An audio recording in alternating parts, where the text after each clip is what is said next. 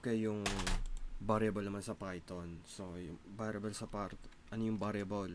Placeholder lang yun, ay ibig sabihin. So, hindi katulad ng sa iba na sa ibang language, kagaya ng C, Java, kailangan mo i-type yung kung anong type siya. Sa Python, kasi scripting language siya, ita-type mo na agad yung variable kung ano siya. Parang ganito, 5. I-equal mo siya sa 5. Tapos yung Y, string siya. Pag pinirint natin,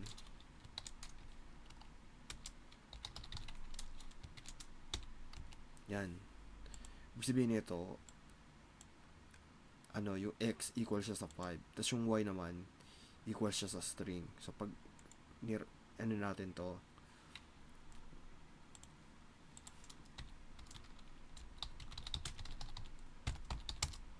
yan. Ito yung ng variable. Hindi mo na kailangan siyang ilagay ng kung anong type siya. Ito yung sa Python. Ito yung maganda sa Python. Hindi maganda. Hindi mo na kailangan isip kung anong type siya. So, yung variable name naman kailangan ng kailangan letter, walang underscore.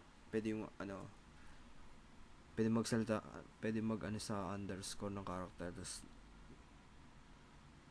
hindi siya pwedeng number yung simula. Ito yung may mga rule yung mga variable, basahin nyo kapag gusto nyo malaman. So,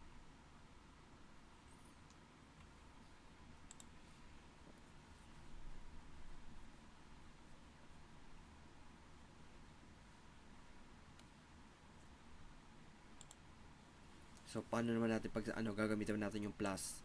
Pwede ba natin pag-plusin yung dalawang variable? Pwede. So, kanina 'di ba? I-print natin.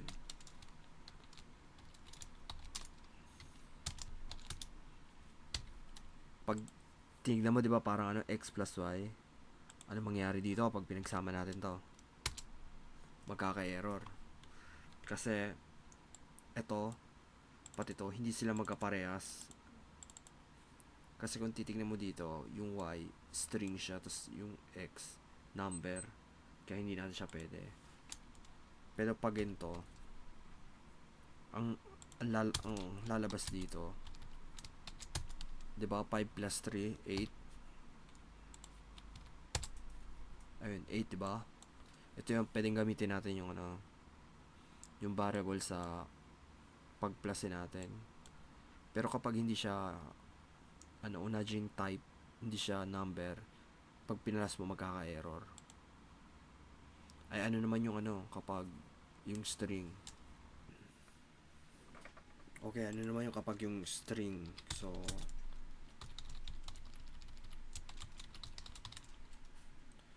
pagsamahin natin. So, yung taas? Y plus x, diba? Y plus z. Ayun.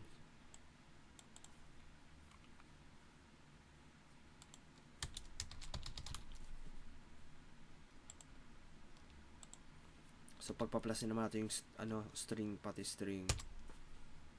Ayan, ito sila, diba? Paano naman yung pag-a-add-in, diba? Add natin yung dalawang variable. So, pwede tayong gamitin natin yung mga pag-add-in, mathematical variable, diba? So, x times 3. Pwede yun. Diba 5? Multiply natin ng 3. 15. Ayun. Hindi natin siya pwede yung pag-add-in kapag iba-iba yung yung type nila sa na ito number, diba? String pag in-add nyo, magkaka-error. Ayun yun.